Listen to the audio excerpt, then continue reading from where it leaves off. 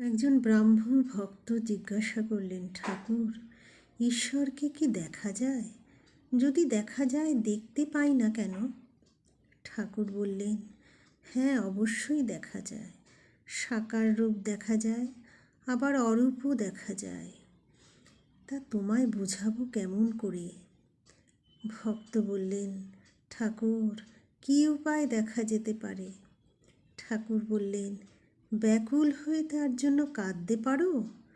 লোকে ছেলের জন্য, স্ত্রীর জন্য, টাকার জন্য এক ঘটি কাঁদে, কিন্তু ঈশ্বরের জন্য কে কাঁদছে? যতক্ষণ ছেলে চুষি নিয়ে ভুলে থাকে, মা রান্না বান্না বাড়ির সব কাজ করে।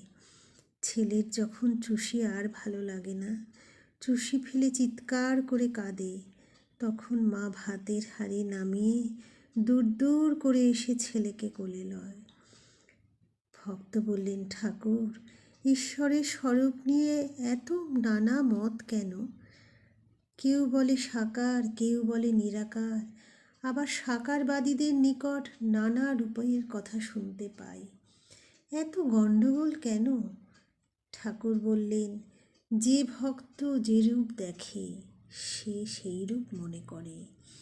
বাস্তবিক কোনো গণ্ডগোল নাই। তাকে কোনো রকমে যদি একবার লাভ করতে পারা যায়, তাহলে তিনি সব বুঝিয়ে দেন। সে পাড়াতেই গেলে না, সব খবর পাবে কেমন করে? একটা গল্প বলি, শোনো। একজন বাহ্যে গিয়েছিল। সে দেখলে যে গাছের ওপর একটি জানোয়ার রয়েছে। সে এসে আরেকজনকে বললে, দেখ, অমুক গাছে একটি সুন্দর লাল রঙের জানোয়ার দেখে এলাম। লোকটি উত্তর করলে, আমি যখন বাহ্যে গেছিলাম আমিও দেখেছি। তা সে লাল রং হতে যাবে কেন? সে যে সবুজ রং। আরেকজন বললে, না না, আমি দেখেছি হলদে।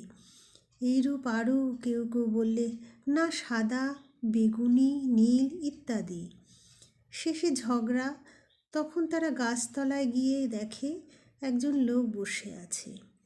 তাকে জিজ্ঞাসা করাতে সে বললে, আমি এই গাছতলায় থাকি, আমি সেই জানোয়ারটিকে বেশ জানি। তোমরা যা যা বলছো সব সত্য। সে কখনো লাল, কখনো সবুজ, কখনো হলদে, কখনো নীল, আরও সব কত কি হয়, বহুরূপী। আবার কখনো দেখি কোনো রঙই নাই, কখনো সগুণ, কখনো নির্গুণ। অর্থাৎ যে ব্যক্তি সদা সর্বদা ঈশ্বর চিন্তা করে, সেই জানতে পারে তার স্বরূপ কী।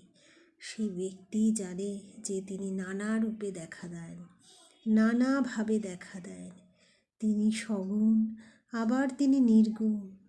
যে গাছতলায় থাকে সেই জানে বহুরূপীর নানা রং।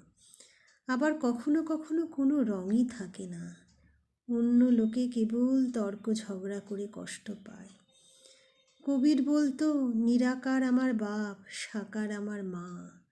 ভক্ত যে রূপটি ভালোবাসে সেই রূপে তিনি দেখা দেন। তিনি যে ভক্ত বৎসল। পুরাণে আছে, বীর ভক্ত হনুমানের জন্য তিনি রাম রূপ ধরেছিলেন।